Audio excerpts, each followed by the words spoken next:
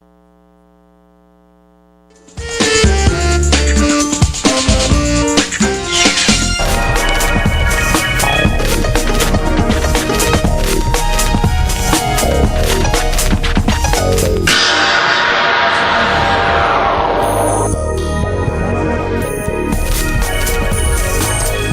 gracias por acompañarnos, estamos en Nivel 5, es un programa de televisoras Grupo Pacífico y saludo como siempre a Wilber González. ¿Qué tal, Wilber? Bienvenidos todos, qué bueno, un gusto estar con ustedes, me doy cuenta. ¿Qué tal, Víctor Torres? Sí, es la silla. Víctor Torres, ¿cómo estás? Muy bien, gracias.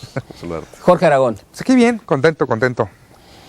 El día de hoy tenemos como invitado al doctor Juan José Ríos Estavillo, actualmente presidente de la Comisión Estatal de los Derechos Humanos, un académico, además fue consejero electoral. Y bueno, el tema que queremos plantear es seguridad y derechos humanos. Es como si fueran dos asuntos que a veces se contraponen. Queremos la seguridad, pero obviamente sin violación a los derechos humanos. Pero hay quienes dicen incluso que podría sacrificarse esto de la violación a los derechos humanos con tal de sentirnos seguros. Es un tema que tiene miles de años tratándose y que por supuesto con mayor intensidad en los últimos años con lo que ha venido sucediendo en este país. Doctor, gracias y bienvenido. Al contrario, muchas gracias Andrés, Wilbert, Víctor, Jorge, muchas gracias por la invitación. Los últimos reportes, usted mejor que nadie los conoce, de por ejemplo de Human Rights Watch o de cualquier otro organismo internacional, ponen puntualmente el dedo en México. Lo que ha venido sucediendo desde el año 2007 en este país ha hecho que se incrementen las denuncias de violación a los derechos humanos, particularmente contra la Secretaría de la Defensa o contra el Ejército Mexicano, la Marina, la Policía Federal, pero ha, por supuesto, también implicado o ha impactado también a las policías locales y a las autoridades locales, policías municipales, policías estatales. ¿Cuál es la situación actual en Sinaloa en este tema de derechos humanos? Bueno, lo primero que hay que señalar, Andrés, es que Sinaloa desde hace muchos años viene padeciendo precisamente un serio problema en materia de seguridad pública.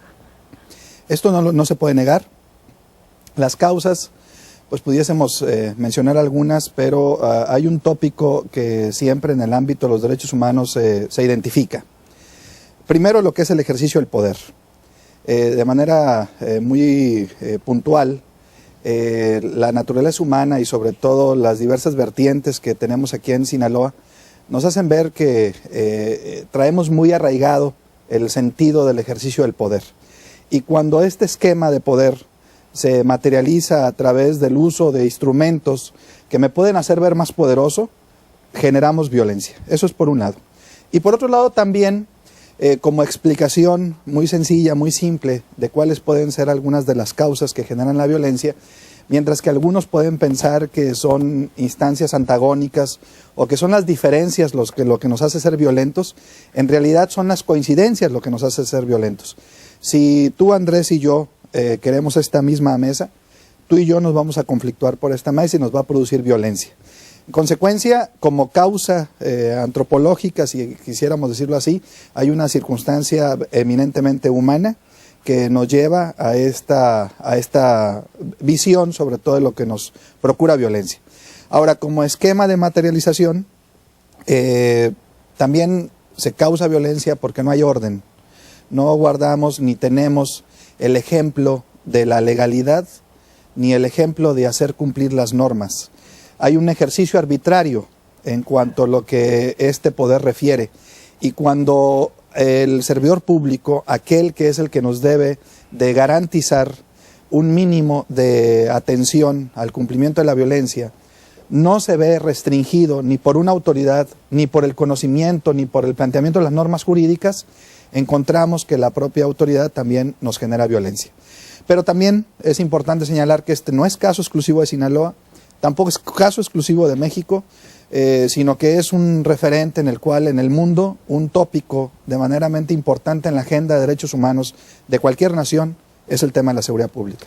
Sin embargo, sí hay situaciones que se han tenido que tomar en Sinaloa, ¿no? Hemos comentado aquí en este programa también, por ejemplo, policías encapuchados, patrullas sin ningún tipo de identificación, salvo algunas de ellas un logo que no es claramente visible, es decir, no tienen placa, no tienen número, no sabemos si realmente son policías, porque pues están encapuchados. Ellos hablan de una protección que tienen que hacerse, pero el ciudadano también dice, pues, ¿y mi protección?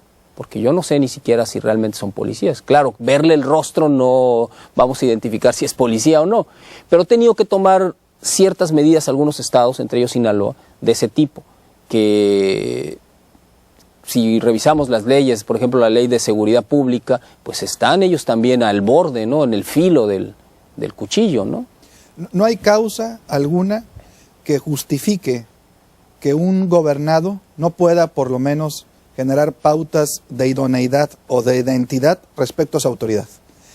En el sustento de los derechos humanos no se justifica, salvo excepciones, es un principio de excepción, el hecho de que un policía, por ejemplo, traiga cubierto su rostro, o de que un instrumento que utilice para la movilidad, como puede ser un vehículo, no tenga identificadas por lo menos placas de circulación o un número de identidad. Es precisamente esa una de las faltas de opción que la autoridad no logra identificar y que si circunscriben supuestamente en un presunto daño la justificación para no responder de manera precisa a los gobernados. No hay causa que lo justifique. Es una falta de legalidad, sobre todo que estemos nosotros en las calles en una circunstancia ordinaria y que veamos pasar policías encapuchados. No hay sustento, no hay fundamento. El hecho por el cual se autoriza a una autoridad restringir su identidad en esos términos es cuando se está llevando un enfrentamiento que implica la proporcionalidad del uso y la restricción de su identidad para no poner en riesgo su vida, para no poner en riesgo su identidad y en consecuencia, al ser identificado, poner en riesgo a la familia de ese servidor público.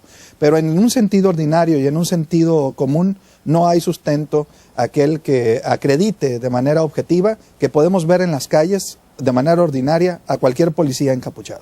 Jorge. Esto tiene que, aún desde antes de la guerra de Calderón, porque esto de los encapuchados es una novedad relativamente reciente, pero yo me acuerdo de una exposición que en su momento hizo Cuauhtémoc Cárdenas, porque ya se hablaba, no me acuerdo con qué motivo, pero se hablaba de meter al ejército a cumplir funciones policíacas. Y decía Cárdenas, o sea, él curiosamente en esas declaraciones previó todo lo que está ocurriendo ahora, con mucha claridad, y él decía, no podemos meter al ejército a cumplir funciones de policía, porque las dos cumplen funciones muy diferentes. O sea, la policía es para resguardar la seguridad, pero dijéramos la seguridad cotidiana, interna, social, entre nosotros. Entonces, la formación del policía va orientada, lleva otro sentido. Por ejemplo, el objetivo de un policía no es destruir al delincuente. Estamos hablando en términos de filosofía de Estado, etcétera, ¿no? O sea, la policía es para detener al delincuente para que el Estado pueda readaptarlo. ¿Juzgarlo? O sea, juzgarlo y readaptarlo en caso de ser necesario. El ejército no. Un soldado está diseñado y pensado para destruir lo que tiene enfrente. O sea, el objetivo de un ejército es destruir, destruir, destruir, destruir. Entonces, en la medida, si sacamos al ejército a las calles, vamos a revolver estas dos instancias y para empezar, para variar, los atrasados vamos a ser los ciudadanos y se van a contaminar entre sí.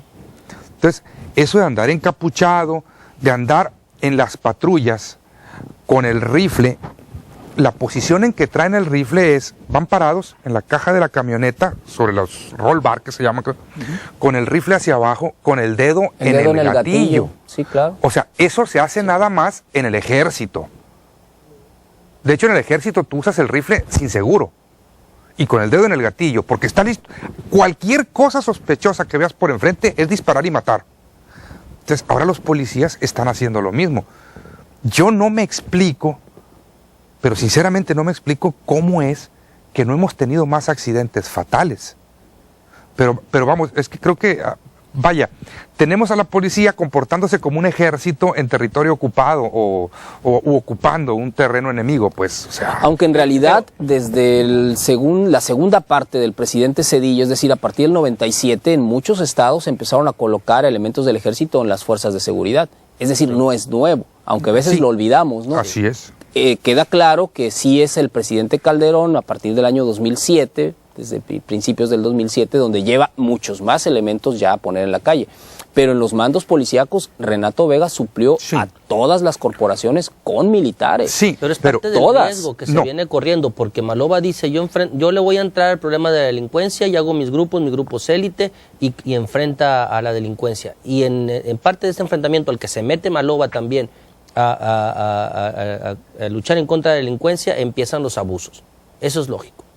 Es una reacción casi inmediata. Vemos el caso, por ejemplo, en Guasave de los niños, vemos el caso Toboloto, vemos otra situación. Y viene la reacción de la delincuencia organizada en contra de los grupos policíacos, ¿no? Entonces, a raíz de que también el gobierno del Estado dice, le entro a esta lucha, le entro a este combate, es cuando se empiezan a generar este tipo de abusos y asesinatos cometidos, o presuntos homicidios cometidos por policías en contra de civiles e inocentes. El planteamiento que han hecho de combatir la violencia en el caso de Sinaloa, como lo están haciendo a partir del modelo federal que ya demostró que no funciona. Sí. Y, tercamente insistir en un operativo que además dirige un policía que no tiene ni idea de lo que son las estrategias de prevención del delito.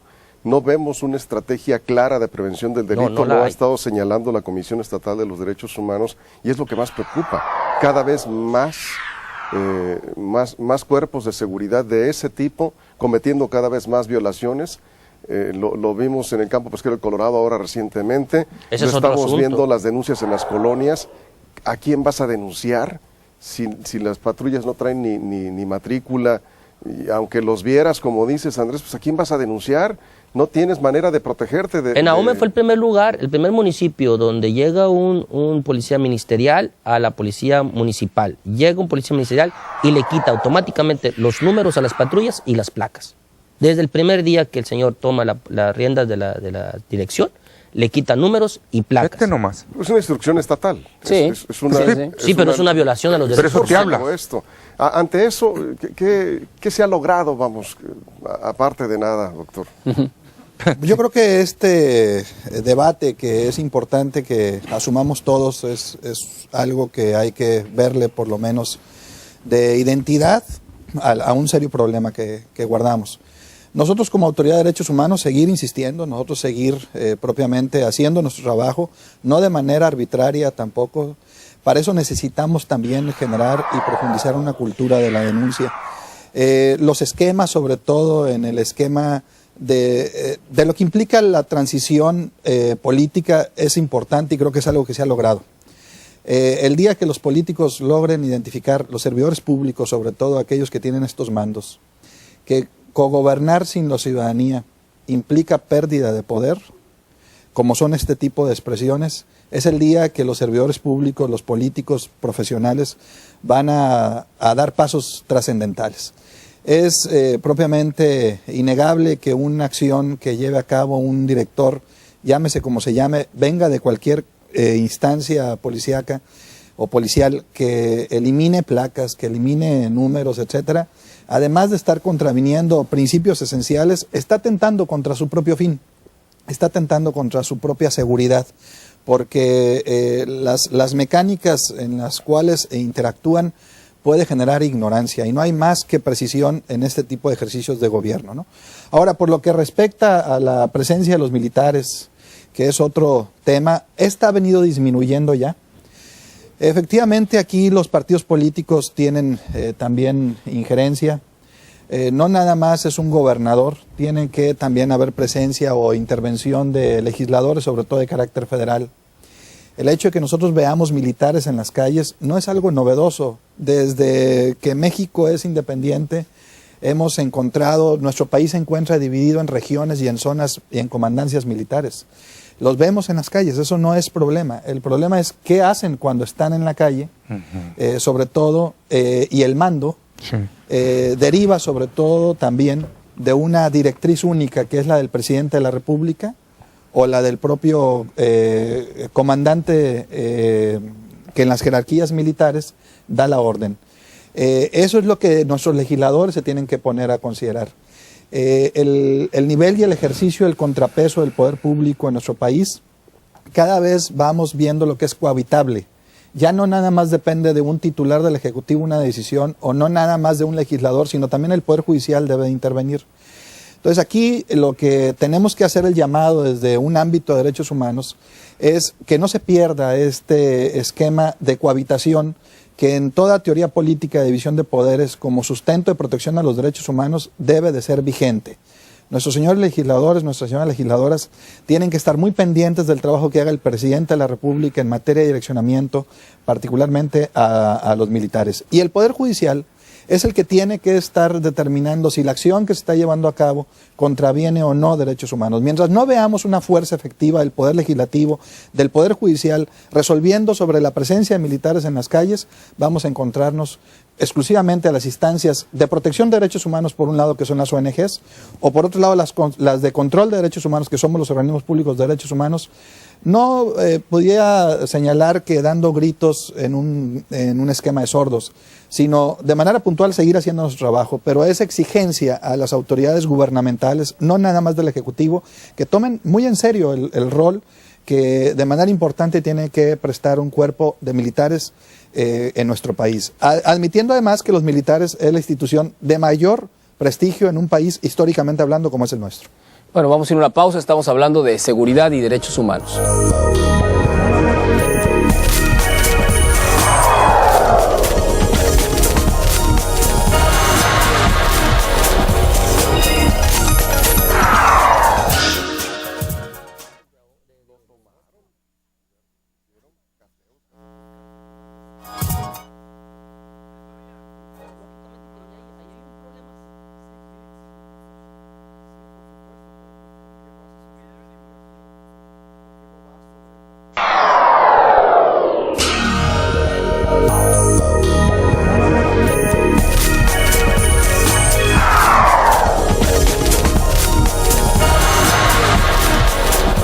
Estamos de regreso en nivel 5, estamos hablando de seguridad y derechos humanos, que tiene que ser pues una convivencia, tener seguridad sí, pero con cumplimiento cabal a los derechos humanos. De otro modo pues es incomprensible, ¿no? Los casos que hemos señalado ahorita en el corte, hablábamos de uno en particular, este líder pesquero que fue, según los testimonios que hay, fue privado de su libertad por la propia autoridad, concretamente por la policía municipal, los señalamientos que están haciendo los propios pobladores, y después un operativo que hace el ejército mexicano junto con la policía ministerial en el pueblo, donde, como bien comentaba Víctor en el corte, barrieron todo el pueblo, es decir, fueron casa por casa, realizando una serie de cateos en una acción sorpresiva, digamos, y por supuesto sin la presencia de testigos, ni digamos acompañados de algún organismo de derechos humanos o algún ministerio público, ¿no? Aprovecho para preguntarle al doctor, ¿a usted los invitaron a este operativo? No nos invitaron. Yo soy muy cauto en esas cuestiones, Víctor. Nosotros como autoridades de derechos humanos no estamos preparados ni para ser policías ni para ser ministerios públicos. Y no tenemos por qué ser invitados. Es decir, baste el conocimiento de la ley para que el propio servidor público sepa qué es lo que tiene que hacer y qué es lo que no puede hacer. Y no necesitan ellos tener de manera paralela autoridades de derechos humanos que lo estén inspeccionando. Es decir, es el propio cumplimiento de la norma, son los propios órganos internos de control que guardan las dependencias gubernamentales quienes tienen que estar vigilándose, son los propios esquemas de autocontrol. Ahorita se hacía un señalamiento, sobre todo de este andar de los policías enmascarados. ¿Por qué lo hacen? Bueno, pues porque hay un esquema, particularmente de temor a ser identificados, o bien a una falta de equilibrio entre las diversas fuerzas policiales. No se sienten autorresguardados entre ellos. Lo mismo tendríamos que decir entonces con este tipo de expresiones. ¿Por qué lo hacen así? Pues porque no se sienten autorresguardados. En consecuencia piensan que su legitimación para actuar de esa manera tiene que venir con la aprobación de una instancia de derechos humanos que acredita eso, cuando esto no es así. Sus esquemas de autocomprobación, sus esquemas de autocontrol, los da la propia norma jurídica. Es cosa nada más de que conozcan la norma jurídica. Pero ya sabemos qué hacen con la norma jurídica más en esos operativos. A veces ni siquiera agentes del Ministerio Público. Yo pregunto si hubo agentes del Ministerio Público. Evidentemente no los hubo. Si los hubo y permitieron lo que pasó después, ¿no? en el Colorado. Ya que se hacen los aseguramientos. No, ya que les entregan a los detenidos, pero todo lo que pasó antes de ir casa por casa, y ya sabemos cómo lo hacen, de que se meten y además se aprovechan y se roban muchas cosas. Es una rapiña espantosa lo que se hace denunciado en diferentes comunidades, militares, policías de todos los niveles. Esto, bueno, no es posible que siga pasando, no es posible que lo sigan tolerando en el afán de perseguir a 8 o 10 delincuentes, ¿no? Doctor, en ese sentido, el ámbito de los derechos humanos, ya lo hemos platicado en otros foros, ¿qué tan importantes son reformas o herramientas o como bien se dice, dientes a la Comisión de Derechos Humanos, tanto nacional como local, para poder sancionar este tipo de acciones? Porque vemos que hay una serie de recomendaciones, incluso se le envían recomendaciones a la Procuraduría local, las lee, las contestan, pero no pasa nada, no hay un castigo, no hay más que la crítica pública que se hace en los medios de comunicación, pero no hay un castigo real para esos que realmente están violando los derechos humanos de las personas. Vemos a una comisión que, si bien hace un esfuerzo, ese esfuerzo no le alcanza para sancionar o para que haya elementos que sancionables.